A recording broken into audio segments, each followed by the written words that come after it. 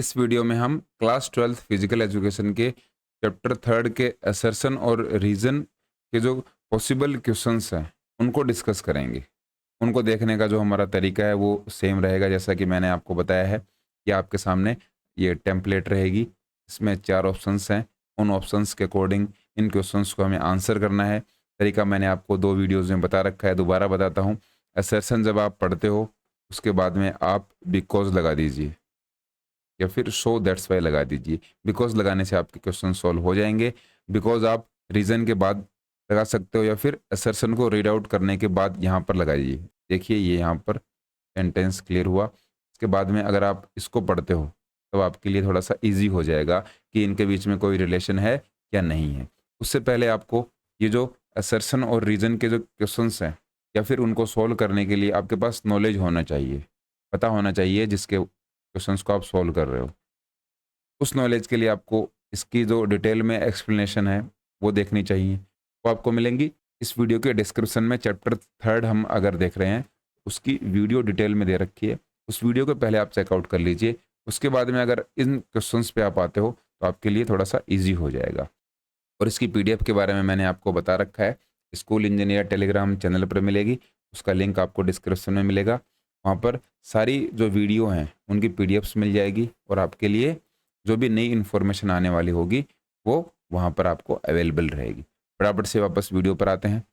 The asanas are practised in the sequence of standing, sitting, prone lying and supine lying position. बिल्कुल सही बात है, हम इसी तरीके से सभी आसन्स को करते हैं। रीजन क्या दे रखा है, अगर इसके बाद में बिकॉज लगाएं, because asanas must not practised in haste by applying any sort of undue force. ये बात भी बिल्कुल सही है, आसन्स को हमें बिना प्रैक्टिस के नहीं करने चाहिए। लेकिन इन दोनों में कोई रिश्ता तो अब भी नहीं बनता, रिलेशन नहीं बनता, तो ये हमारा सही हो जाएगा। Both A and R true, दोनों ट्रू हैं, लेकिन इनकी क्या है, करेक्ट एक्सप्लेनेशन नहीं है। जो हमने रीजन दिया है उसकी करेक्ट एक्सप्लेनेशन ए नहीं है, 2 हमारा करेक्ट हो जाएगा।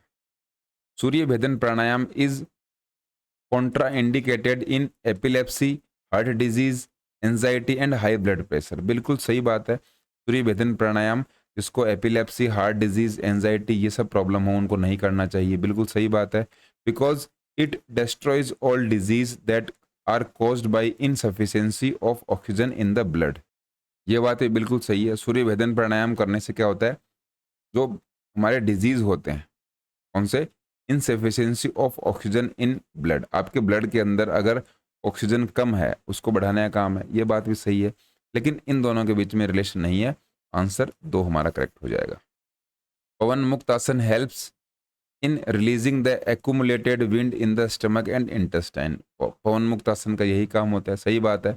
Because it helps cure acidity, digestive problem, diabetes, ये इसका रिलेशन है, ये पूरा रिलेशन है। तो ऑप्शन 1 हमारा इसके अंदर करेक्ट हो जाएगा। ये देखिए आंसर 1 हो गया इसके अंदर। Matsyendrasana is the best yogic practice for control of diabetes. सही बात है। Because Matsyendrasana compresses the abdomen and twists the spine to stimulate the functioning of pancreas and thereby helps to control diabetes। ये भी बिल्कुल सही बात है। इन दोनों के बीच में रिलेशन भी है, हमने बिकॉज लगा के देखा तो ये रिलेशन हो गया। एक ऑप्शन इसके अंदर हमारा करेक्ट हो जाएगा। ये देखिए एक इसका आंसर आ गया। Type 2 diabetes is much more common and account for 90 to 95 of all diabetes.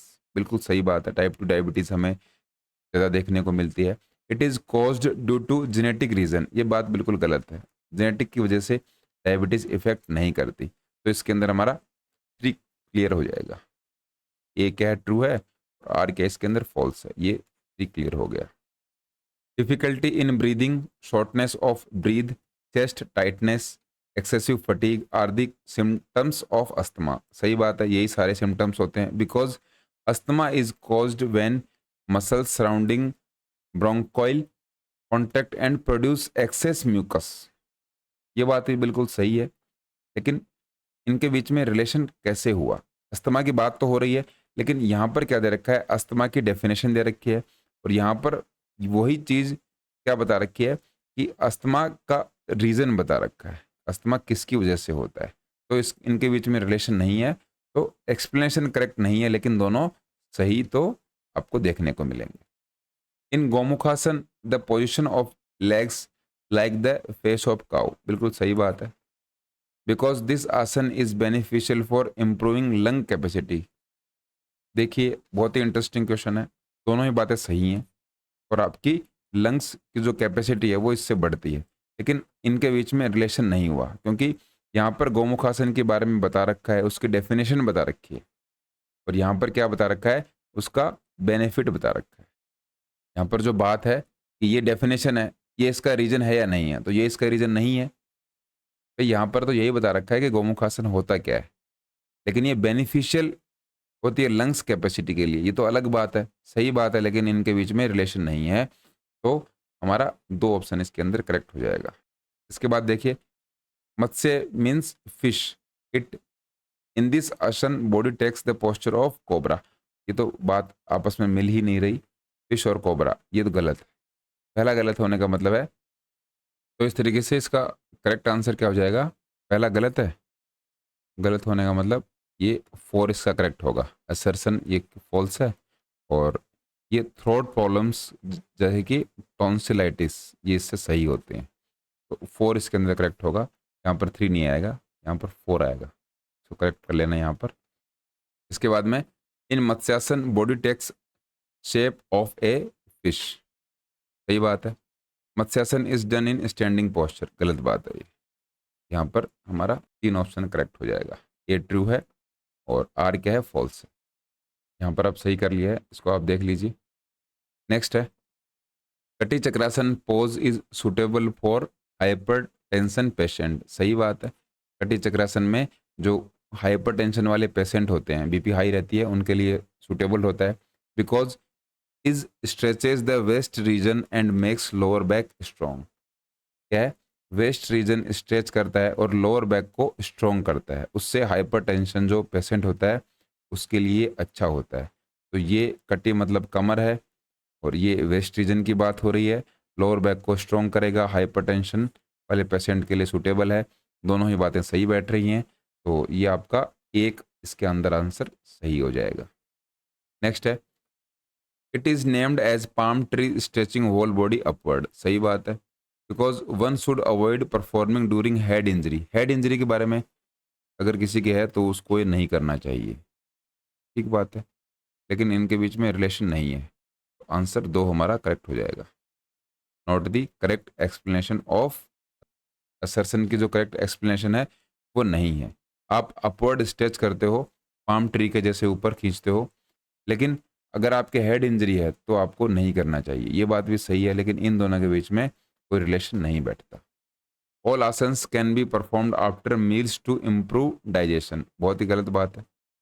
Digestion को इम्प्रूव करने के लिए सारे आसन खाने के बाद करने चाहिए, ऐसा बिल्कुल भी कहीं पर भी नहीं लिखा हुआ। वज्रासन आप कर सकते हो बस। There should be a gap of 3 to 4 hours after eating, हाँ ये बात सही है। तो इसके अंदर 4 हमारा करेक्ट हो जाएगा, एक फॉल्स है, आर क्या है, ट्रू है, 4 ये करेक्ट हो गया। BMI less than 18.5 the person is considered in normal weight category, गलत बात है।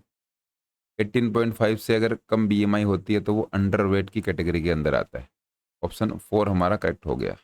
देखिए ये 4 के अंदर क्या है, एक अगर गलत है तो आप इसके आंसर तक आराम से पहुंच जाओगे, उसके लिए आपके पास इंफॉर्मेशन होनी चाहिए।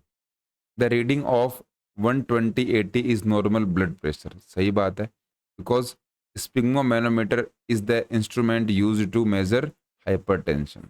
स्पिग्मोमैनोमीटर से हम क्या करते हैं, हाइपरटेंशन को मेजर करते हैं। दोनों ही बातें सही हैं, लेकिन इनके बीच में आपस में रिलेशन नहीं है, तो ये आंसर 2 हमारा करेक्ट हो जाएगा। ये आंसर 2 करेक्ट है। इसके बाद में क्या है, insulin is a naturally occurring hormone. Insulin क्या है, नेचुरली बनने वाला एक हार्मोन है, प्रोड्यूस्ड बाय द बेटा सेल्स ऑफ पेनक्रियाज। पेनक्रियाज की बेटा सेल्स बनाती हैं, ये हेल्प करता है हमारी बॉडी में शुगर एनर्जी के लिए, सही बात है। Too much sugar in the blood is called hyperglycaemia. Hyperglycaemia बोलते हैं ज़्यादा शुगर अगर हमारी बॉडी के अंदर हो जाती है तो। दोनों ही बातें सही हैं, लेकिन इनके बीच में कोई रिलेशन नहीं है। ऑप्शन 2 इसके अंदर हमारा करेक्ट हो जाएगा। इस तरीके से चैप्टर 3 के जो असर्शन और रीजन के क्वेश्चंस बन सकते थे उनको हमने डिस्कस किया। इनको सॉल्व करने से पहले आपको क्या होना चाहिए, इनके बारे में इंफॉर्मेशन होनी चाहिए, इनका नॉलेज होना चाहिए। उसके लिए आपको चैप्टर 3 का जो कंप्लीट वीडियो है, इसका लिंक डिस्क्रिप्शन में मिलेगा, उसको आप चेकआउट कर सकते हो। इस वीडियो की पीडीएफ आपको स्कूल इंजीनियर टेलीग्राम पर मिलेगी, उसका लिंक भी डिस्क्रिप्शन में दिया हुआ है। फिलहाल इस वीडियो में इतना ही। जय हिंद।